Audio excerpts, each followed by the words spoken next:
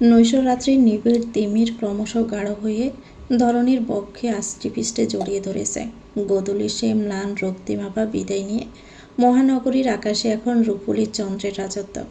আর্যর গাড়িটা শুকনীড়ের প্রবেশদ্বারের সামনে এসে থামল। দৃঢ় লয়ে নামল ওরা। তৃষা গভীর একটা শ্বাস নিয়ে পরক্ষণে তড়িৎ বেগে হাঁটতে শুরু করবে। রাতের স্নিগ্ধ বাতাস ওর হিজাব ছুঁয়ে যাচ্ছে। আর্য লক করার শব্দ শুনে ওর দিকে তাকিয়ে বলল, আরে আরে, এত দ্রুত হাঁটছেন কেন? তৃষা এক ঝলক পিছনে চাইল। বেশ উদ্বিগ্ন কণ্ঠে বলল, টুইঙ্কেল। আর্য পা চালিয়ে তৃষার সমান্তরালে এসে আশ্বস্ত করার ভঙ্গিতে বলল, ডোন্ট ওয়ারি, ও ঘুমিয়েছিল একটু আগে, উঠল। তৃষা বিস্মিত স্বরে বলল, আপনি কিভাবে জানলেন? আর্য নির্লিপ্ত ভঙ্গিমায় বলল, কল করেছিলাম। কখন? আর্যর এমন নির্লিপ্ত অথচ দায়িত্বশীল আচরণের সামনে তৃষা এক মুহূর্তের জন্য স্থবির হয়ে গেল। মানুষটা কি অদ্ভুত কৌশলে নিজের চোখের আড়ালে থাকা মানুষগুলোর প্রতিও প্রতি মুহূর্তে খবর রাখে। তৃষা একদৃষ্টে আর্যর প্রস্থান পথের দিকে তাকিয়ে রইল। হৃদয়ে নিবৃত্ত কোণে দোলা দিল কিছু কথা। একটা মানুষ ঠিক কতটা কেয়ারিং হতে পারে, এই মিস্টার নাথিং সাহেবকে না দেখলে হয়তো বোঝা যাবে না। পারফেক্ট বাবা, শুধু পারফেক্ট নয়, পারফেক্ট হাজব্যান্ডও বটে। পরক্ষণে ওর মস্তিষ্কে ওর হৃদয়ের সাথে এক তুমুল বিরোধিতা ঘোষণা করল। আদৌ পারফেক্ট হাজব্যান্ড আর্য এহসান? মস্তিষ্ক বলছে না, অথচ হৃদয় চিৎকার করে বলছে, হ্যাঁ, স্বামী হতে হলে ক্যাপ্টেন আর্য এহসানের মতোই হওয়া উচিত। অন্দরমহলের পরিবেশ আজ বড্ড উত্তপ্ত। ড্রয়িং রুমের সোফায় ছোট ছোট দুপা ঝুলিয়ে গাল ফুরিয়ে বসে আছে টুইঙ্কেল। তৃষা দ্রুত পদক্ষেপে এগিয়ে গিয়ে ওর পাশে বসল। কি হয়েছে আমার আম্মাটার? ওভাবে মুখ ভার করে বসে আছো কেন সোনা? টুইঙ্কেল তৃষার দিকে না তাকিয়ে মুখ ঘুরিয়ে নিল। অভিমানী স্বরে বলল, তোমরা পচা, আমাকে একা ফেলে অনেক ঘুরেছো তাই না? তৃষা হাসল। পাশে রাখা ছোট শপিং ব্যাগটা দেখিয়ে বলল, আরে না সুইটহার্ট, দেখো বানি তোমার জন্য কি এনেছে, তোমার প্রিয় কিটক্যাট চকলেট, আর তোমার মধ্যে সুইট একটা ডল। এখন রাগ কমবে? টুইঙ্কেলের বাচ্চা সুলভ হৃদয় আবার খানিকটা নরম হলো, কিন্তু আর্যর দিকে তাকাতে ফের কৃত্রিম গাম্ভীর্য ফিরিয়ে আনল। আর্য ওর সামনে এসে হাঁটু গেড়ে বসল। ওর ছোট্ট নাকটা টিপে দিয়ে বলল, সরি মাম্মাম, বাণীকে একটু সময় দিতে গিয়ে দেরি হয়ে গেল। নেক্সট টাইম তোমাকে নিয়ে যাব, প্রমিস। এখন লক্ষ্মী মেয়ের মতো পাপার কোলে এসো দেখি। টুইঙ্কেলের মিষ্টি ক্রোধ দীর্ঘস্থায়ী হলো না মোটেও। আর্যকে পাঁজাকোলা করে কোলে তুলে নিল। তৃষার দিকে এক পলক তাকিয়ে বলল, আপনিও ফ্রেশ হয়ে নিন তৃষা, আমি টুইঙ্কেলকে রুমে নিয়ে যাচ্ছি। আর্য টুইঙ্কেলকে নিয়ে ওর শোবার ঘরের দিকে অগ্রসর হলো। তৃষা এক পলক ওদের প্রস্থান পথের দিকে তাকিয়ে মিষ্টি হাসল। তারপর ফ্রেশ হওয়ার উদ্দেশ্যে এগিয়ে গেল ওয়াশরুমের দিকে। কিছুক্ষণ বাদে শুভ্র বসনে সিক্ততা কাটিয়ে তৃষা নৈশ বোঝের থালা হাতে আর্যর কক্ষের সন্নিকটে পৌঁছালো।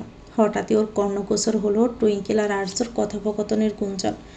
দরজার ঈষৎ ফাঁক দিয়ে আসা আলোকছটায় দৃশ্যমান হলো। আর্য বিছানায় হেলান দিয়ে আধশোয়া হয়ে আছে, আর ওর বুকের উপর পরম নিশ্চিন্তে শুয়ে টুইঙ্কেল ওর পাঞ্জাবির বোতাম নিয়ে খেলা করছে।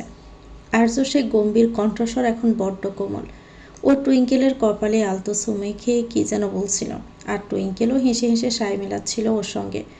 তৃষা স্নিগ্ধ হেসে দরজা ঠেলে ভিতরে প্রবেশ করতে করতে বলল, কি হচ্ছে এখানে? আমাকে রেখে কি এত সলা পরামর্শ হচ্ছে শুনি? তৃষার উপস্থিতি টের পাওয়া মাত্রই তড়িৎ বেগে আর্যর কোল হতে নামলো ছোট্ট টুইঙ্কেল।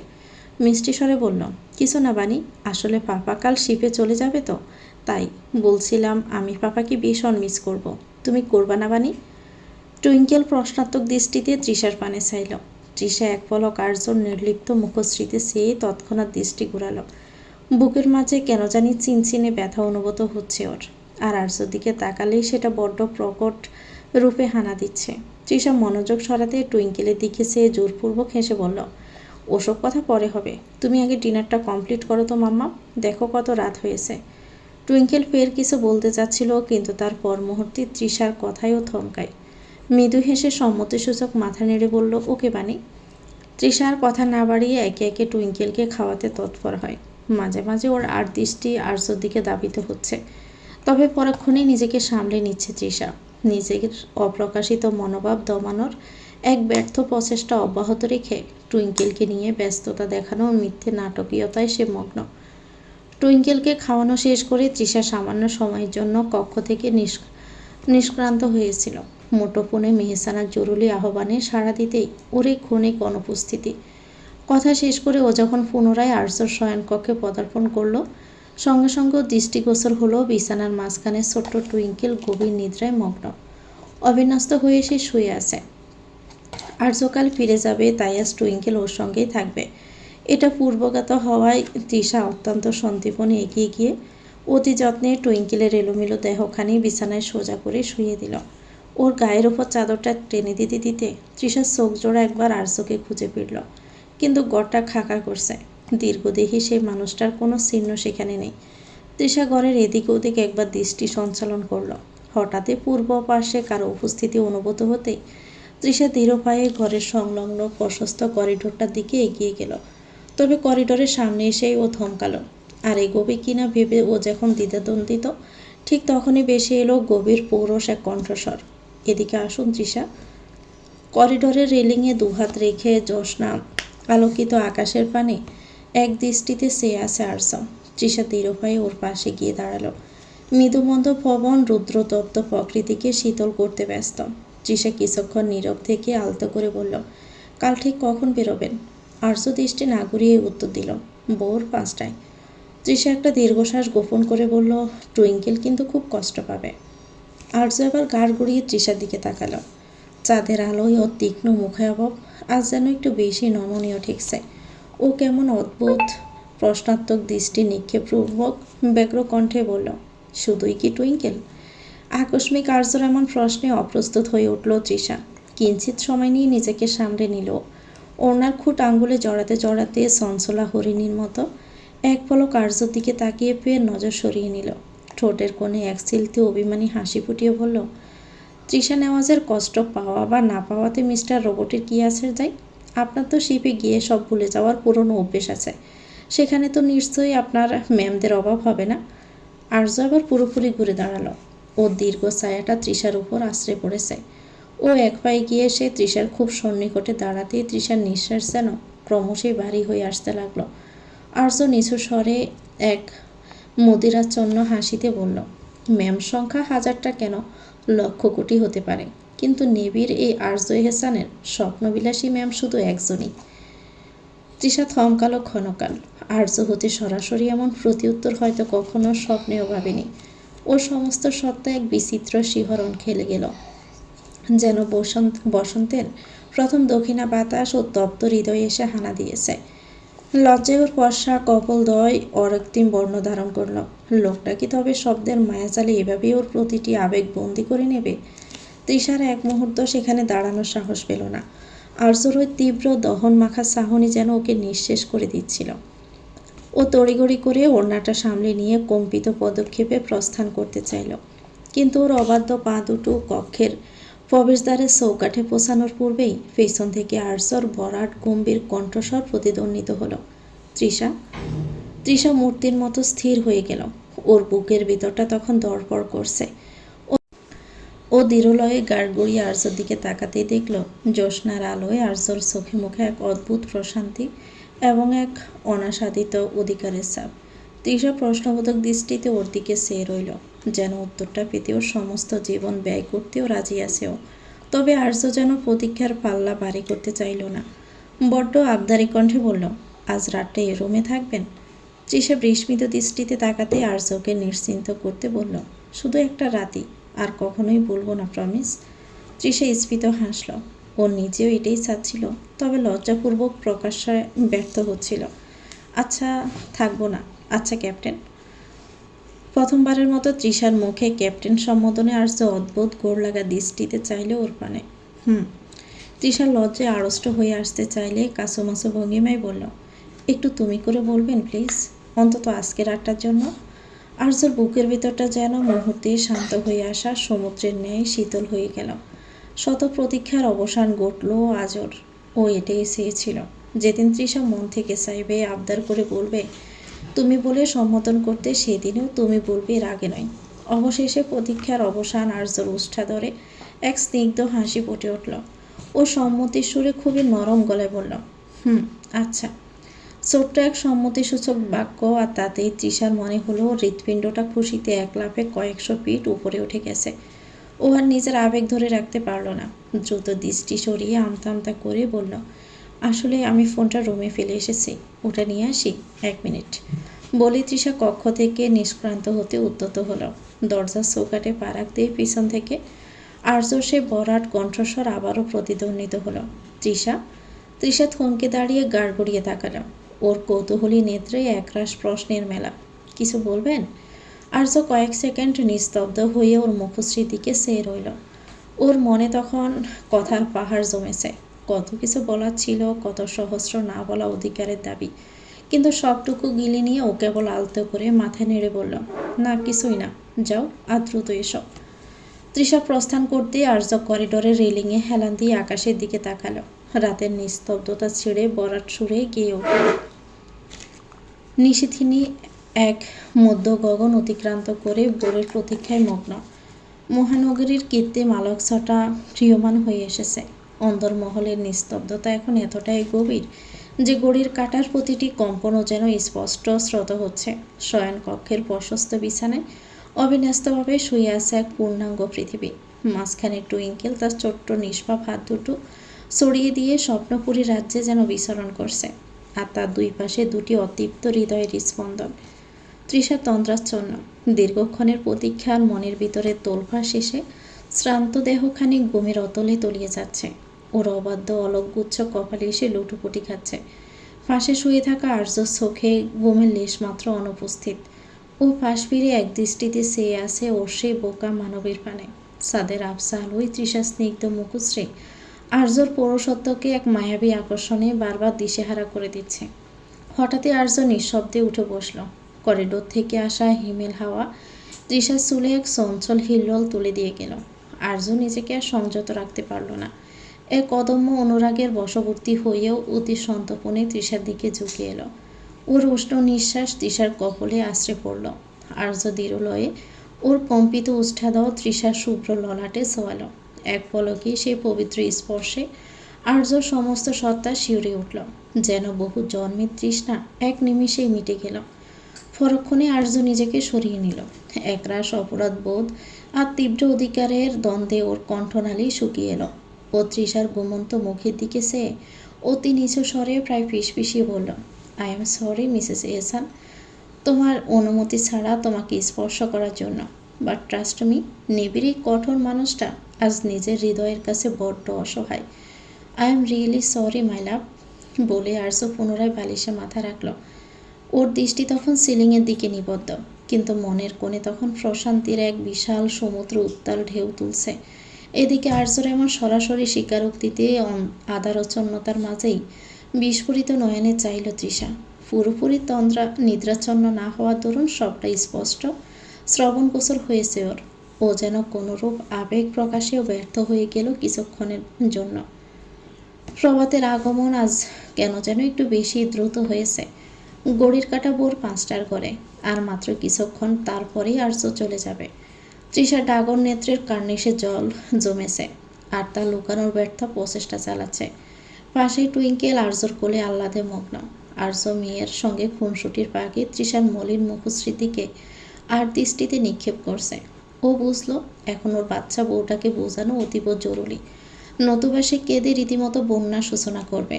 ও টুইঙ্কেলকে চকলেট আনতে বলে তৃষার দিকে এগিয়ে গিয়ে বলল, তৃষা। তৃষার অবাধ্য অশ্রুকণারা এবার বাঁধন ছিন্ন করে টুপটাপ গড়িয়ে পড়ল। তৃষা দেখল, তবে তৎক্ষণাৎ কিছু না বলেই নিশ্চুপ রইল। তৃষা ফুফাতে ফুফাতে বলল, কবে ফিরবেন? শীঘ্রই, অপেক্ষা করব, ভীষণ করে বাজে পাবে। আর্য ঈষৎ হেসে তৃষার অশ্রুকণা সযত্নে মুছে দিতে দিতে বলল, আমিও।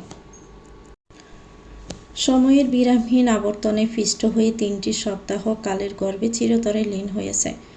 অন্তহীন নিস্তরঙ্গ দিবসগুলো একে একে স্মৃতিবদ্ধ হচ্ছে, অথচ তৃষার বিশ্রামের অবকাশ নেই। আর মাত্র 2 দিন পরেই উচ্চ মাধ্যমিকের রণসজ্জা।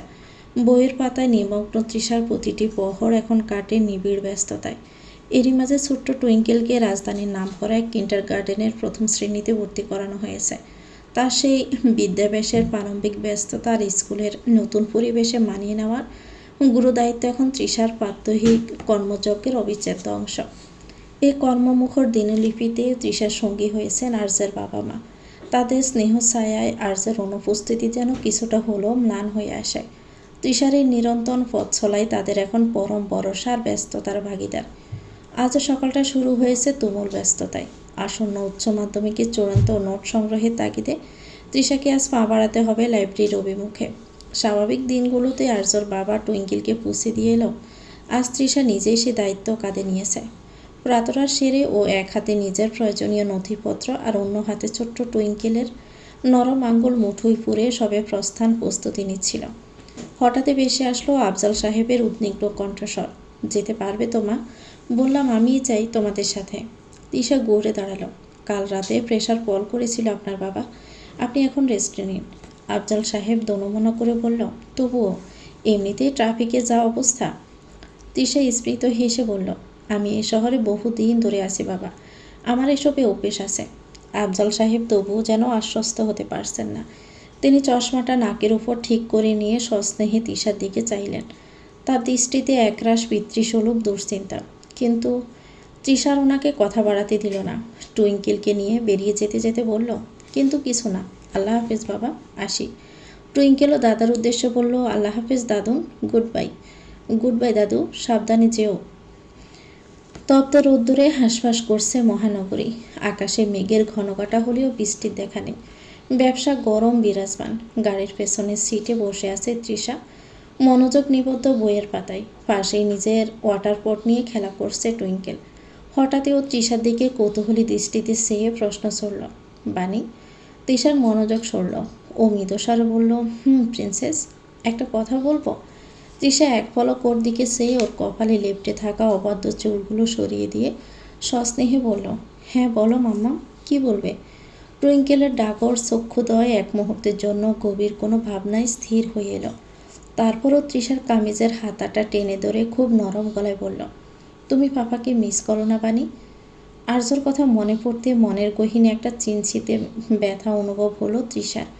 কিন্তু টুইঙ্কেলের সামনে সেটা অতি সন্তর্পণে আড়াল করে দিয়ে কোমল স্বরে বলল, পাপা কবে আসবে বানি? পাপা তো অনেক বড় কাজ করে সুইটহার্ট, কাজ শেষ হলে দ্রুতই ফিরবে।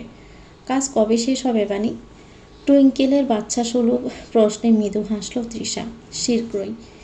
টুইঙ্কেলের সে চিরাচরিত প্রশ্নের উত্তর দিতে দিতেই গাড়ি এসে থামল বিদ্যালয়ের সাদৃশ্য তরুণের সম্মুখে। তৃষার বিন্দুমাত্র সময় ব্যয় না করে গাড়ি থেকে নেমে পড়ল। এক হাতে টুইঙ্কেলের ছোট্ট স্কুল ব্যাগ, অন্য হাতে ওর নরম আঙ্গুলগুলো শক্ত করে আঁকড়ে ধরে ভিতরে প্রবেশ করল। স্কুলের করিডোর এখন কচিকাঁচাদের পদচারণায় মুখর। তৃষা টুইঙ্কেলকে ওর নির্ধারিত শ্রেণীকক্ষে দিয়ে কাঙ্ক্ষিত বেঞ্চটিতে বসিয়ে ওর কপালে একটি স্নেহ চুম্বন এঁকে দিয়ে মাতৃসুলভ কণ্ঠে বলল, একদম দুষ্টুমি করবে না কিন্তু মাম্মা, ছুটি হলেই বানি চলে আসবে তোমাকে নিতে, লক্ষ্মী মেয়ে হয়ে থেকো। টুইঙ্কেল হাসি মুখে মাথা নাড়ল। ওর সে নিষ্পাপ হাসি দেখে তৃষার বুকের উপর জেগে বসা আর্যের অধিকারবোধ এক মুহূর্তের জন্য যেন স্থবির হয়ে গেল। ও দৃঢ়ভাবে শ্রেণীকক্ষ থেকে বেরিয়ে এসে পুনরায় গাড়িতে উঠে বসল। গাড়ি যখন লাইব্রেরির অভিমুখে পুনরায় যাত্রা শুরু করলো, তৃষা জানালার বাহিরে নির্বিশেষে চেয়ে রইল। মহানগরীর এই ব্যস্ততম রাজপথ, ট্রাফিক জ্যাম আর মানুষের হাহাকার সবই যেন আজ ওর কাছে বড্ড অর্থহীন ঠেকছে। মনের গহীনে কেবল একটি মুখে বারবার বেশি উঠছে। ও অবচেতন মনেই নিজের ফোনটা হাতে নিল। গ্যালারিতে প্রবেশ করে প্রথম ছবিটাও মিলল। বেশি উঠল আর্যর পেশাদারিত্ব গাম্ভীর্যের আবৃত তীক্ষ্ণ চৌকস মুখায়াবব। তৃষা ফোনটা বুকের সাথে চেপে ধরে চোখ বুজে মনে মনে গান ধরল, একদিন তোমায় ঘিরে হবে উতালায়ত, ভাবিনি জীবনে ভাবনা যত। নীল জলরাশির অতলান্ত বিস্তার আর লোনা বাতাসের শোষ শব্দে মুখরিত চারপাশ। সকাল 10:05। বৌনজা বঙ্গবন্ধু এখন মাঝ সমুদ্রে তার নিয়মিত টহলে ব্যস্ত। জাহাজে দোতলায় ব্রিজের বাহিরের খোলা ডেকে দাঁড়িয়ে আর্য, চোখে কালো রোদ চশমা, সমুদ্রের নোনা সমীকরণে ও চুলগুলো অবাধ্য করে দিচ্ছে বারবার। চারপাশ এখন নিতর প্রশান্ত, দিগন্ত বিস্তৃত সে নীল জলরাশির অতলান্ত নির্জনতা ছিঁড়ে দিয়ে সমুদ্রের ছোট ছোট ঢেউগুলো জাহাজের ইস্পাত কঠির গায়ে অবলীলায় আশ্রে পড়েছে, সৃষ্টি করছে প্যানেল শুভ্রতা। আর্যর হাতে এক কাপ ধোয়া ওঠা কফি। সমুদ্রের এই বিশালতার মাঝেও ক্যাপ্টেনের দায়িত্বের কোনো বিরতি নেই। পাশে দাঁড়িয়ে থাকা নেভিগেশন অফিসারকে আর্য নিচু স্বরে প্রশ্ন করল, আমাদের বর্তমান পজিশন কত? অফিসার স্যার দেখে উত্তর দিলেন, স্যার আমরা এখন স্যান্ডউইচ থেকে 10 নটিক্যাল মাইল দক্ষিণ পশ্চিমে। সব কিছু স্বাভাবিক। আর্য একটা তৃপ্ত নিঃশ্বাস ফেলল। সে এক পলক ব্রিজের ভিতরে তাকিয়ে দেখল সবাই নিজ নিজ কাজে নিমগ্ন। কেউ রাডারের ডটগুলো পর্যবেক্ষণ করছে, কেউ বা কম্পাস চেক করছে। ও এবার ইন্টারকম হাতে নিয়ে মৃদু গম্ভীর কণ্ঠে ঘোষণা করল, অ্যাটেনশন অল হ্যান্ডস, সমুদ্র এখন শান্ত। পরবর্তী 1 ঘন্টা সবাই ফ্রি ওয়াচ এনজয় করতে পারো, তবে সজাগ থেকো। Carry on. ক্যাপ্টেনকে মিস করেছিস তৃষা? মেহসানার কণ্ঠস্বরে আকস্মিকতায় তৃষার হাতের কলমটা কাগজের বুকে এক দীর্ঘ রেখা টেনে থেমে গেল। ও তড়িঘড়ি করে নিজেকে সামলে নিয়ে বইয়ের উপর ঝুঁকে পড়ার বৃথা চেষ্টা করল, কিন্তু ওর আরক্তিম কপোলদ্বয় আর চোখের কোণের অস্থিরতা মেহসানার অভিজ্ঞ দৃষ্টি এড়াতে পারল না। তৃষা চশমাটা নাকের উপর ঠিক করে নিয়ে বিরক্তিমাখা স্বরে বলল, তোর কি আর খেয়ে দিয়ে কোনো কাজ নেই মেহু? লাইব্রেরিতে মানুষ পড়াশোনা করতে আসে, কারো ব্যক্তিগত জীবন নিয়ে ফিএনসিপি করতে না। মেহসানা সামনের চেয়ারটা টেনে আয়েশ করে বসল। কোল্ড কফির ক্যানে একটা চুমুক দিয়ে ব্রুনাসি বলল, উফ, কী লেভেলের অ্যাটিটিউড! পড়াশোনার দোহাই দিয়ে লাভ নেই ডার্লিং। আমি গত 10 মিনিট ধরে নোটস করছি, তুই বইয়ের একই পাতা উল্টে পাল্টে যাচ্ছিস। সত্যি করে বলতো, ক্যাপ্টেনের জন্য কি হাতটা একটু বেশি পাম্প করছে? তৃষা আবার বইটা সশব্দে বন্ধ করে মেহসানার চোখের দিকে সে তেড়াভাবে বলল, পাম্প তো করবেই, বেঁচে থাকতে হলে তো হার্টবিট দরকার। আসুন, উনি গিয়েছে নিজের ডিউটি সামলাতে, কোনো বিনগ্রহে হারিয়ে যাননি যে সারাক্ষণ হাহুতাশ করতে হবে। I am a matured girl, okay? Mehsana এবার শব্দ করে হেসে উঠল। তৃষার হাতটা খানিক টেনে নিয়ে রসালো ভঙ্গিতে বলল, ম্যাচিউরড মাই ফুট। যে মেয়ে ভাগের মতো গর্জন করে ভরকে ধরতে গিয়ে নিজেই প্রেমে হাবুডুবু খেয়ে ফিরে আসে, তার মুখে আবার ম্যাচুরিটি মানায় না। মেহসানার অহেতুক ঠাট্টা তৃষা মোক্ষম কোনো জবাব দেওয়ার জন্য উষ্ঠাদর উন্মুক্ত করতে যাবে, ঠিক তখনই নীরব লাইব্রেরির নিস্তব্ধতা ছেড়ে ওর ব্যাগের ভিতরে থাকা যান্ত্রিক যন্ত্রটি মৃদু কম্পনে সশব্দ হয়ে উঠল। তৃষা ব্রুকুসকে ব্যাগ থেকে ফোনটা বের করতে ওর হৃদস্পন্দন যেন এক মুহূর্তের জন্যই থমকাল। স্ক্রিনে জলজল করছে বহু কাঙ্ক্ষিত নাম, মাই ক্যাপ্টেন। তৃষার বাদামি অক্ষিমণি মুহূর্তে উজ্জ্বল হয়ে উঠল। ঠোঁটের কোণে ফুটে বেরোলো এক অনাবিল প্রশান্তির রেখা। মেহসানার তীক্ষ্ণ দৃষ্টিতে ফোনের স্ক্রিনে উকি দিয়ে আর্যর নামটা দেখা মাত্রই এক সিলতে বাঁকা হেসে কোল্ড কফির ক্যানটা টেবিলে রেখে অত্যন্ত নাটকীয় ভঙ্গিতে তৃষার দিকে ঝুঁকে এসে অতি নিচু স্বরে টিপ্পনি কাটল, perfect timing. How ever carry on babes, আমি তো ভুলেই গিয়েছিলাম যে তোমার ম্যাচুরিটি আসলে এই একটা ভাইব্রেশনেই সীমাবদ্ধ। লাইব্রেরিতে সাইলেন্স মেনটেন করতে হয়, এটা জানো তো? নাকি বরের কণ্ঠ শোনার উত্তেজনায় সেটাও ভুলে গেছো? মেহসানার এই সূক্ষ্ম খোসায় তৃষা লজ্জিত হলেও পরক্ষণে একরাশ কটমটে দৃষ্টি নিক্ষেপ করলো ওর দিকে। ও জটপট বই খাতাগুলো ব্যাগে পুরে নিয়ে কোনো কথা না বলে আসন ত্যাগ করল। মেহসানা সে হাসি মাখা বাই বাই অগ্রাহ্য করেও হন্তদন্ত হয়ে লাইব্রেরির করিডর দিয়ে দ্রুত প্রস্থান করল। বাহিরের খোলা বারান্দায় এসে তপ্ত বাতাসের ঝাপটায় তৃষা যেন একটু হাফ ছেড়েই বাঁচল। কাঁপা কাঁপা আঙ্গুলে কলটা রিসিভ করে কানের কাছে ধরতেই ওপাশ থেকে ভেসে এলো সে অতি পরিচিত ভরাট কণ্ঠস্বর, হ্যালো তৃষা, শুনতে পাচ্ছ? সমুদ্রের লোনা বাতাসে শোষ শব্দ ফোনের ওপাশ থেকে স্পষ্ট শ্রুত হচ্ছে। তৃষা রেলিংয়ে হাত রেখে চোখ বুজে এক দীর্ঘশ্বাস ত্যাগ করল। ওর সমস্ত অভিমান আর বিরহ যেন ওই একটি ডাকে বশীভূত হয়ে গেল। ও ক্ষীয়মান স্বরে উত্তর দিল, শুনতে পাচ্ছি। ডিস্টার্ব করলাম? না না, তড়িৎ বেগে কথাটা বলে জিভ কাটল তৃষা। ইস, নির্লজ্জতা করে ফেললো তো। এদিকে ওরা এমন কাণ্ডে খানিক মুচকি হাসলো আর্য। ও জাহাজের রেলিংয়ে একটু ভর দিয়ে দাঁড়ালো। সমুদ্রের নীল জলরাশির দিকে তাকিয়েও অতি মৃদুস্বরে বলল, বাহ, ম্যাম তো বেশ রেডি ছিলেন দেখছি।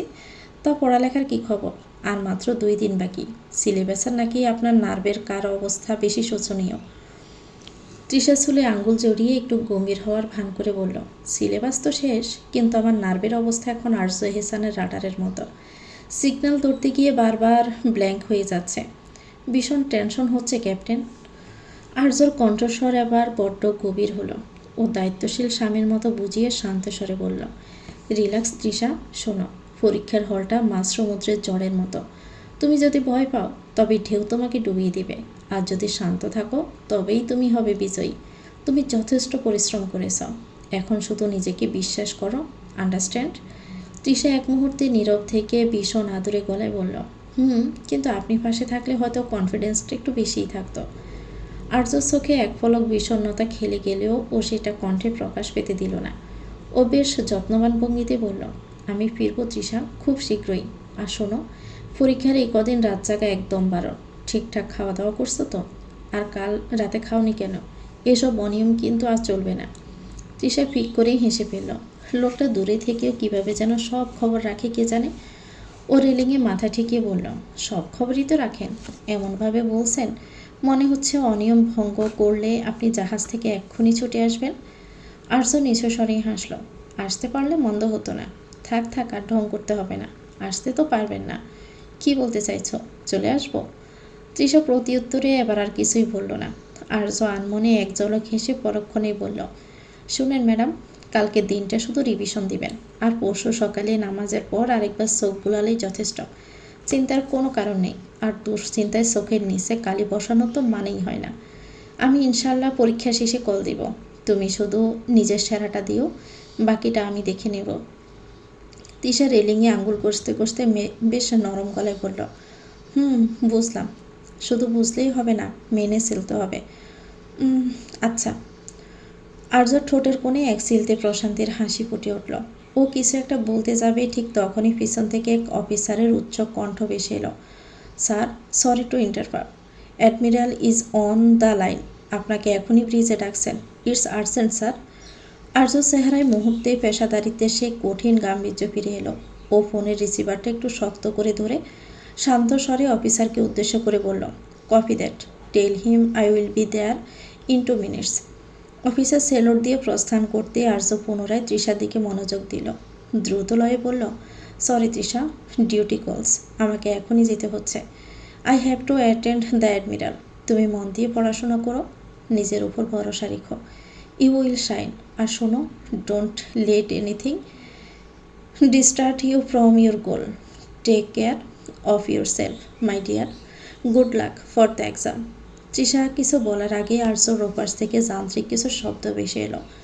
আর্য শেষবার অতি সংক্ষেপে কিন্তু গভীর মমতায় বলল, যেতে হচ্ছে, আল্লাহ হাফেজ। কলটা কেটে যেতেই তৃষা স্তব্ধ হয়ে ফোনের স্ক্রিনের দিকে তাকিয়ে রইল। মানুষটার জীবনটা ঠিক কতটা গুড়ির কাঁটায় বাঁধা, তাও আজ আবারও নতুন করে উপলব্ধি করল। একদিকে দেশ আর কর্তব্যর আহ্বান, অন্যদিকে এক সিলতে ব্যক্তিগত আবেগ। তৃষা ফোনটা ব্যাগে রাখতে রাখতে একটা লম্বা শ্বাস নিল। পুনরায় হাত ঘড়ির কাঁটায় তাকিয়ে দেখল 12:30। টুইঙ্কেলের ছুটির সময় হয়েছে। ও আর কালক্ষেপণ না করে দ্রুত সিঁড়ি বেয়ে নিচের দিকে নেমে গেল। লাইব্রেরির গাম্ভীর্যপূর্ণ স্তব্ধতা কাটিয়ে মেহসানা বাহিরে বেরোলো। বিকেলের রোদেলা আকাশটা কিঞ্চিত ম্লান হতে শুরু করেছে। গেটের কাছে ও দেখা হয়ে গেল ডক্টর ফারহানের সাথে। ওর পুরনো পরিচিত হওয়ায় বেশ কিছুক্ষণ হাসি মুখে কুশল বিনিময় আর পুরনো স্মৃতির রোমাঞ্চ শেষ করে ফারহান বিদায় নিল। মেহসানা ওর প্রস্থান পথের দিকে তাকিয়ে এক সেলতে হাসল, কিন্তু পরক্ষণেও নজর কাড়ল গেটের ঠিক পাশে পার্ক করা একটি গাড়ির দিকে। গাড়িটার গায়ে বেশ আয়েশ করে হেলান দিয়ে দাঁড়িয়ে আছে আদ্রিয়ান। চোখে সানগ্লাস, 2 হাত পকেটে গুজে এমনভাবে দাঁড়িয়ে আছে যেন কোনো এক গভীর রহস্য উদ্ঘাটনে ব্যস্ত। মেহসানা অবাক হয়ে ওর দিকে এগিয়ে গেল। ব্রুকুসকে কিঞ্চিত বিস্ময় নিয়ে বলল, আরে আপনি এখানে কি করছেন? আদ্রিয়ান সানগ্লাসটা নামিয়ে কপালের উপর তুলল। ফারহান যে রাস্তা দিয়ে চলে গিয়েছে সেদিকে একবার তাচ্ছিল্যের দৃষ্টি হেনে নির্লিপ্ত গলায় বলল, রাস্তার দাঁড়টা কি আপনার পৈতৃক সম্পত্তি মিস সাউন্ডবক্স? আমি দাঁড়িয়ে আছি কারণ আমার ইচ্ছে হয়েছে। তবে কথা সেটা নয়। কথা হলো ওই যে একটু আগে আপনার সাথে দাঁত কেলিয়ে কথা বলছিল ওই ছেলেটাকে। আদ্রিয়ানের গলায় ঈর্ষার কিঞ্চিত আভাস পেয়ে মেহসানার মনে দুষ্টমি বুদ্ধি খেলে গেল। ও নিজের ওড়নাটা কাঁধের উপর টেনে নিয়ে একটু ভাব ধরেই বলল, কেন বলুন তো, চিনে রাখবেন নাকি? ও হচ্ছে ডক্টর ফারহান, আর খুব শীঘ্রই ও আমার ফিয়ন্সে হতে যাচ্ছে। কেন, আপনার কি পছন্দ হয়েছে? মেহসানার মুখে ফিয়ন্সে শব্দটা শুনে আদ্রিয়ানের সোয়াল এক মুহূর্তের জন্য শক্ত হয়ে গেল। ও সোজা হয়ে দাঁড়িয়ে মেহসানার খুব কাছে এসে থমকালো। ওর কণ্ঠস্বর আবার বড্ড গম্ভীর শোনালো। ফিয়ন্সে? সিরিয়াসলি? আপনার মতো সাউন্ড বক্সেরও ফিয়ন্সে আছে? মেহসানা মুখ বাঁকিয়ে কিছু বলতে যাবে তার আগেই আদ্রিয়ান এবার এক পা পিছিয়ে গিয়ে গাড়ির ডোর খুলে বসার উপক্রম করে বলল, ফিয়ন্সে বানানোর আগে একটু খোঁজ খবর নেবেন, লোকটার দাঁতগুলো সব আসল কিনা। যা হারছিল আমার তো ডাউট হচ্ছে বলে আদ্রিয়ান গাড়িতে স্টার্ট দিল। মেহসানা ও যাওয়ার পথের দিকে তাকিয়ে মুখ টিপেই হাসল। অবশেষে সেই মহেন্দ্রক্ষণ সমাগত। দেওয়াল পঞ্জিকার পাতায় এখন ইংরেজি মে মাসের দিনলিপি চলছে। উচ্চ মাধ্যমিক পরীক্ষার রণদামামা বেজে চলেছে ইতিমধ্যেই। সময়টা সদ্য অতিক্রান্ত ফজর। উষা লগ্নে সদ্য উদিত অরুণের লালিমার বিচ্ছরণ ঘটেছে সমগ্র অন্তরিক্ষ জুড়ে। স্নিগ্ধ সমীরণের মৃদু হিল্লোলে শীতল ধরণী। কিছুক্ষণ পূর্বে তন্দ্রা ছুটেছে তৃষার। নামাজ শেষে সে এখন নিবিষ্ট চিত্তে পাঠ্য বইয়ের পাতায় নিমগ্ন। সহসায় পাশে অবহেলায় পড়ে থাকা যান্ত্রিক যন্ত্রটা তড়িৎ বেগে দিক বিদিক প্রকম্পিত করে গর্জে ওঠে, শান্ত পরিবেশকে বিদীর্ণ করল। অপ্রত্যাশিত এই শব্দের ঝংকারে তৃষা কিঞ্চিত সচকিত হল। পরক্ষণে ক্ষিপ্ত হস্তে যন্ত্রটিকে করায়ত্ত করে সেটির উচ্চকিত নাচ স্তিমিত করল। তারপর তীক্ষ্ণ দৃষ্টিতে নিরীক্ষণ করল। সঙ্গে সঙ্গে বাদামি রঙা চক্ষুমণিদ্বয় আনন্দ আবেশে চিকচিক করে উঠল। তৎক্ষণাৎই ফোনটা রিসিভ করেও তড়িৎ বেগে বলল, হ্যালো, কেমন আছেন? সরি, আসসালামু আলাইকুম। তৃষার কণ্ঠে ফুটে ওঠা সেই ব্যাকুলতা আর ভুলের সংমিশ্রণ। ফোনের ওপাশে আর্যর কর্ণগোচর হতেই ওর উষ্ঠাধরে এক সিলতে স্নিগ্ধ হাসির রেখা ফুটে উঠল। ও কয়েক সেকেন্ডে নীরব থেকে অত্যন্ত ধীর ও ভরাট কণ্ঠে উত্তর দিল, ওয়ালাইকুম আসসালাম। পরীক্ষার দিন সকালে এত উত্তেজিত থাকলে তো চলবে না মিসেস আর্য এহসান, মাথা ঠান্ডা রাখুন। তৃষা লজ্জায় নিজের উষ্ঠাধর দংশন করল। কোনো মতে নিজেকে সামলে নিয়ে বলল, আসলে আপনার ফোন আসবে ভাবিনি, মানে এত সকালে। আপনি বোধহয় খুব ব্যস্ত ছিলেন। আর্য এবার কিঞ্চিত হালকা মেজাজে বলল, ব্যস্ততা তো থাকবেই, কিন্তু আজ আমার স্বপ্নবিলাসী ম্যামের জীবনের বড় একটা যুদ্ধ শুরু হতে যাচ্ছে, তাই সব ফাইল আপাতত ড্রয়ারে তালাবদ্ধ করে রেখেছি। So are you for ready the battle? Trisha জানালার বাহিরের রাঙা আসমানের পানে সে মৃদু হাসল। আর্যরে তুমি সম্বোধনটার বড্ড মধুর লাগে। ও বলল, প্রিপারেশন তো মোটামুটি ভালো, কিন্তু ভয় লাগছে যদি সব ভুলে যাই। ভুলে যাওয়ার কোনো প্রশ্নই আসে না। তুমি যতটা মেধাবী তার চেয়েও বেশি পরিশ্রমী। Just relax. আর হ্যাঁ, সাথে করে সব ডকুমেন্টস নিয়েছো তো? Admit card, registration? তৃষা ফোনের এপাশেই মাথা নাড়ল, যেন আর্যকে দেখতে পাচ্ছে। ও গুছিয়ে রাখা ফাইলটার দিকে একবার চোখ বুলিয়ে বলল, হ্যাঁ, সব চেক করেছি, সব ঠিক আছে। গুড। আর শোনো, পরীক্ষার হলে গিয়ে কারো দিকে তাকানোর দরকার নেই। আর বকাবকির স্বভাব ওটা অন্তত 3 ঘন্টা বন্ধ রেখো। কিছুদিন পর আমি আসলে সব কথা আমার সঙ্গে বলো না হয়। কোশ্চেন পেপার হাতে পেলে আগে বিসমিল্লা বলে শুরু করবে। মনে রেখো, তোমার ক্যাপ্টেন সবসময় তোমার পাশে আছে। তৃষার বুকের ভিতরটা এক অদ্ভুত প্রশান্তিতে ভরে উঠল। ও নরম গলায় বলল, আপনি কবে ফিরবেন? আর্যর ওপাশে ইঞ্জিনের মৃদু গর্জন কর্ণগোচর হচ্ছে। ও দীর্ঘশ্বাস ফেলে বলল, এখনও অনেক পথ বাকি তৃষা, তবে তোমার পরীক্ষা শেষ হওয়ার আগেই আমি ফেরার চেষ্টা করব। আপাতত নিজের উপর ফোকাস করো। আর হ্যাঁ, পরীক্ষা দিয়ে এসে আমাকে ডিটেলসে ফিডব্যাক দিবে। I will be waiting for your text.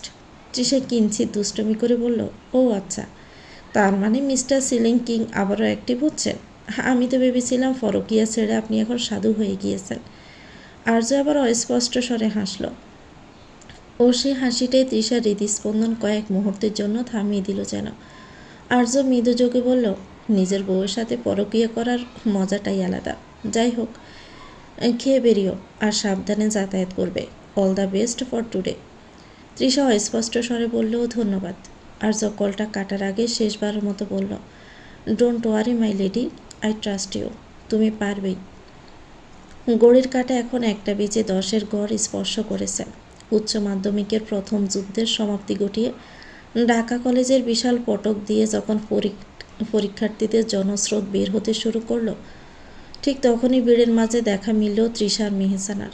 দীর্ঘ 3 ঘন্টার স্নায়ুযুদ্ধের ক্লান্তি দুজনের মুখাভাবে স্পষ্ট। মেহসানা তৃষার কাঁধে হাত দিয়ে হাঁপাতে হাঁপাতে বলল, উফ তৃষা, ও 4 নম্বর সৃজনশীলটা যা পেছানো ছিল না, আমি তো ভেবেছিলাম আর মেলাতেই পারবো না। তোর কী অবস্থা হলো বলতো? সব শেষ করতে পেরেছিস? তৃষা ব্যাগের চেইনটা টেনে অ্যাডমিট কার্ডটা সযত্নে ভিতরে রাখতে রাখতে হাসি মুখে জবাব দিল, আলহামদুলিল্লাহ মেহু, পরীক্ষা বেশ ভালোই হয়েছে। আসলে ওই প্রশ্নটা একটু ঘুরিয়ে দিয়েছিল ঠিকই, কিন্তু ঠান্ডা মাথায় ভাবতে উত্তরটা মাথায় চলে আসছিল। দুজনে গল্প করতে করতে মূল ফটকের কাছাকাছি আসতেই তৃষার নজর পড়ল একটু দূরে দাঁড়িয়ে থাকা চেনা মুখগুলোর দিকে। আরজোর বাবা মা ছোট্ট টুইঙ্কেল লজেন্স হাতে প্রখর রোদে দাঁড়িয়ে তৃষারই অপেক্ষা করছিল। ওপাশে আরজোর ড্রাইভারও গাড়ি নিয়ে প্রস্তুত। তৃষাকে দেখা মাত্রই আরজোর বাবা একগাল হেসে মাথা হাত নাড়লেন। মেহসানা ফিস করে বলল, তোর তো জবরদস্ত কারবার দোস্ত, পুরো ফ্যামিলি দেখি তোকে রিসিভ করতে চলে এসেছে। যা, এখন একটু আদর যত্ন খেয়ে নে। তৃষা এগিয়ে যেতে জাহানারা বেগম পরম মমতে ওর কপালে হাত দিয়ে বললেন, কেমন হলো রে মা পরীক্ষা? শরীর ঠিক আছে তো? রোদে মুখটা একদম লাল হয়ে গিয়েছে। তৃষা ওনার হাত জড়িয়ে ধরে শান্ত স্বরে বলল, খুব ভালো হয়েছে মা। তোমরা এত কষ্ট করে কেন এলে এই রোদে? আমি তো একাই যেতে পারতাম। আরজোর বাবা চশমাটা ঠিক করে স্নেহমাখা স্বরে বললেন, ক্যাপ্টেন সাহেব তো বারবার ফোন করে আমাদের অস্থির করে দিচ্ছিল। ওদিকে সাগরের মাঝখানে বসেও দুশ্চিন্তা শেষ নেই, আর আমরা আসবো না তা কি হয়? আরজোর বাবার এই কথায় তৃষার হৃদয়ে এক শীতল পরশ অনুভূত হলো। এক সিলতে স্নিগ্ধ হাসির রেখা ফুটে উঠল উষ্ঠাধরে। আরজোর এই দূরবর্তী ব্যাকুলতা যেন তপ্ত রোদে ওকে শীতল ছায়া মিলে আগলে রাখে। হঠাৎই পাশ থেকে টুইঙ্কেল ওর কামিজের কোনা টেনে ধরে আদো আদো গলায় বলল, ও বানি, পাপা বলেছে তোমাকে নিয়ে আইসক্রিম খেতে, চলো না, আমার খুব গরম লাগছে। আমার গাল দুটো দেখো কত লাল হয়ে গিয়েছে। টুইঙ্কেল সে আদরের ভঙ্গিতে উপস্থিত সবাই হেসে উঠল। তৃষা ঝুঁকে পড়ে ওকে কোলে তুলে নিয়ে ওর গাল লাল হয়ে যাওয়া গালে আলতো করে চুমু খেয়ে বলল, আচ্ছা আমার লক্ষ্মী মাম্মা, চলো আমরা সবাই মিলে বড় এক কাপ আইসক্রিম খাবো, ডিল? টুইঙ্কেল বিস্তর হেসে সম্মতিসূচক মাথা ঝাঁকালো। আরজোর বাবা এবার সবাইকে তাড়া দিয়ে বললেন, চলো চলো, রোদে বেশিক্ষণ দাঁড়িয়ে থাকা ঠিক হবে না। সবাই মিলে গাড়ির দিকে অগ্রসর হলো। গাড়িতে উঠে তৃষা এক ঝলক ফোনের নোটিফিকেশান চেক করল। সেখানে শুধুমাত্র আরজোরই একটি খুদে বার্তা জলজল করছে, Mrs captain, exam done, now take a deep breath and stay happy, my love. অসমাপ্ত হলেও আরজোরের ছোট্ট বার্তাখানি যেন তপ্ত মরুর বুকে এক পশলা শ্রাবণ দ্বারা হয়ে নেমে এলো তৃষার হৃদয়ে। ফোনের কাছের পাতায় ভেসে ওঠা অক্ষরগুলো উষ্ঠাধরে লেপে দিল এক ছিলতে লাজুক হাসির। আনন্দ অশ্রুতে ভিজিয়ে উঠল নেত্রপল্লব। এক নিবিড় আবেশও নিজের অজান্তেই বিড়বিড়িয়ে বলল, মিস ইউ ব্যাডলি ক্যাপ্টেন। তৃষারা চলে যাওয়ার পর মেহসানা নিজের ওড়নাটা সামলে নিল। তপ্ত মধ্যাহ্নে চারপাশ খা করছে। মাথার উপর সূর্যটা যেন আগুনের পিণ্ড হয়ে বসে আছে। ও যখন কলেজের গেট পেরিয়ে ফুটপাত দিয়ে ধীরুভাই এগোতে যাবে, ঠিক তখনই কান ফাটিয়ে প্রচণ্ড শব্দে ব্রেক কষে একটি দবদবে সাদা রঙের বিলাসবহুল গাড়ি ঠিক ওর সামনে এসে থামল। আকস্মিক এই ঘটনায় মেহসানা থতমত খেয়ে দু কদম পিছিয়ে গেল। ধুলোবালির ঝাপটায় ওর চোখ দুটো কিঞ্চিত সংকুচিত হলো। ও অত্যন্ত বিরক্ত হয়ে ব্রকুসকে পাশ কাটিয়ে যেতে উদ্যত হতেই গাড়ির দরজা খুলে গেল। গাড়ি থেকে বেরিয়ে এলো এক দীর্ঘদেহী পুরুষ। পরনে নেভি ব্লু ফুলো শার্ট আর খাকি রঙের গ্যাবার্ডিন প্যান্ট, চোখে কালো রোদ চশমা, যার কাছের আড়ালে ও চাহনিটা ঠিক বোঝা গেলেও সে চিরচেনা তেড়া মেজাজের উপস্থিতি টের পেতে মেহসানার এক মুহূর্ত সময় লাগলো না। আদ্রিয়ান নিজের চশমাটা এক আঙুলের সামান্য নামিয়ে তেরসাভাবে মেহসানার দিকে তাকালো। সূর্যের আলো ও চুলে পড়ে এক অদ্ভুত দ্যুতি সৃষ্টি করেছে। আদ্রিয়ান আলস্য ভরে গাড়ির বনেটে হেলান দিয়ে দাঁড়িয়ে পকেট থেকে চাবির রিংটা ঘোরাতে ঘোরাতে খুব গম্ভীর স্বরে বলল, কি হলো মিস সাউন্ড বক্স? রোদে পুড়তে পুড়তে কি চোখের পাওয়ার একদম জিরো হয়ে গেল? সামনে জলজ্যান্ত একটা মানুষ দাঁড়িয়ে আছে, আর আপনি অন্ধের মতো পাশ কাটিয়ে চলে যাচ্ছেন। মেহসানাও দাঁত কিড়মিড় করে নিজের ওড়নার খুঁটটা শক্ত করে চেপে ধরল। তবে রণচণ্ডী রূপটা ধারণ করলো না, গজগজ করতে করতে বলল, আপনি এখানে মাঝ দুপুরে কি রাস্তাঘাটে মানুষের অ্যাক্সিডেন্ট করানোর কন্ট্রাক্টে নিয়েছেন নাকি? আর আমার চোখের পাওয়ার নিয়ে আপনাকে ভাবতে হবে না মিস্টার ল্যাম্পপোস্ট। আদ্রিয়ান এবার বাঁকা হাসল। চশমাটা পুরোপুরি খুলে শার্টের কলারে ঝুলিয়ে রেখে ও এক কদম এগিয়ে এলো মেহসানার দিকে। ওর এই তীক্ষ্ণ আর গভীর চাহনি দেখে মেহসানা অবচেতনভাবে এক পা পিছিয়ে গেল। আদ্রিয়ান নিচু স্বরে বলল, সেটা তো ঠিক, আপনার চোখের পাওয়ার নিয়ে ভাবার জন্য তো এখন আপনার ফিয়ন্সে আছেই। তা কোথায় সে? তাকে তো দেখছি না। সে কি আপনাকে নিতে আসেনি মিস? মেহসানা ভালোভাবেই বুঝলো আদ্রিয়ানের খোঁচাটা। ও মুখ বাঁকিয়ে বলল, তার তো ফালতু টাইম নাই। মেহসানার তাচ্ছিল্য ভরা কথা শুনে আদ্রিয়ান এক মুহূর্ত স্থির হয়ে রইল। তারপর এক পা এগিয়ে এসে ওর খুব কাছে গিয়ে দাঁড়ালো। ওর দীর্ঘ ছায়াটা মেহসানার উপর আশ্রে পড়তেই মেহজানা কিঞ্চিত অপ্রস্তুত হয়ে চাইল। আদ্রিয়ান পকেটে হাত গুজে খুব শান্ত অথচ বিদ্রুপাত্মক গলায় বলল, বাহ, প্রিয় মানুষের জন্য একটু সময় বের করাটা যার কাছে ফালতু টাইম, তাই এইরকম এক পিস বিজি পাবলিককে খুঁজে পেলেন কোথায়? গুগল ম্যাপে মোস্ট কেয়ারলেস পারসন লিখে সার্চ দিয়েছিলেন নাকি? মেহসানা দমে না গিয়ে ততদিক তেড়া স্বরে জবাব দিল, সবই তো আর আপনার মতো বেকার বসে থাকে না যে মাঝ দুপুরে গাড়ি নিয়ে রাস্তার মোড়ে মোড়ে ডিউটি দিবে। উনি প্রফেশনাল, ওনার কাজের ভ্যালু আছে। আদ্রিয়ান আবার এক ঝটকায় গাড়ির দরজা খুলে মেহসানার দিকে গভীর চোখে তাকালো। ওর কণ্ঠে আবার পরিহাসের বদলে এক অদ্ভুত শাসন কাজ করছে। কাজের ভ্যালু তো আমারও আছে মিস সাউন্ডবক্স, কিন্তু আই গেস এই কাঠফাটা রোদে আমার ফিউচার পেশেন্টকে স্টক করে রাস্তায় পড়ে থাকতে দেখার চেয়ে আমার ফালতু সময়টা গাড়ির এসিতে ইনভেস্ট করা অনেক বেশি লজিক্যাল। চুপচাপ ভিতরে এসে বসুন, নাকি ওই বিজি পার্সনের ওয়েট করতে করতে রোস্টেড চিকেন হওয়ার ইচ্ছে আছে? মেহসানা ব্রুকুসকে জেদ দেখাতে চাইলেও আদ্রিয়ানের সাউনির সামনে কেন জানি আজ সব কথা গুলিয়ে গেল। ও গজগজ করতে করতে বলল, আপনার গাড়িতে চড়া মানেই তো তার সিট বেল্ট কি শক্ত তো, নাকি আবার মাঝপথে ব্রেক ফেল হবে? আদ্রিয়ান বাঁকা হেসে ড্রাইভিং সিটে বসতে বসতে বলল, আমার ব্রেক ফেল হয় না ম্যাডাম, তবে আপনার এই বিরতিহীন ক্যাসেট প্লেয়ারের ব্রেক যে খুব দরকার সেটা আমি কনফার্ম। কুইক, চড়ুন। মেহসানা মুখ ভেঙচিয়ে গাড়িতে উঠে সজোরে দরজাটা লাগালো। এসির শীতল হাওয়া গায়ে লাগতেও মনে মনে স্বস্তি ফেলেও মুখে সেটা প্রকাশ করল না। আদ্রিয়ান গাড়ি স্টার্ট দিয়ে গ্লাসে মেহসানার প্রতিবিম্ব দেখে মনে মনে বললাম, একাই তো বেশ ছিলেন মিস সাউন্ডবক্স, অযথা ভুল মানুষের পাল্লায় পড়ার শখ জাগলো কেন আপনার? বঙ্গোপসাগরের বিশাল জলরাশির বুকে এখন দ্বিপ্রহরের প্রখর বাষ্পরতা। অন্তহীন নীলিমার নিচে জাহাজের ইস্পাত কঠিন শরীরটা ঢেউয়ের মস্তকে আঘাত হেনে দৃঢ়লয়ে এগিয়ে চলছে। চারদিকের এই নিবিড় নিস্তব্ধতা সাগরের লোনা বাতাসে ঝাপটায় এক অদ্ভুত একাকিত্ব বিদ্যমান।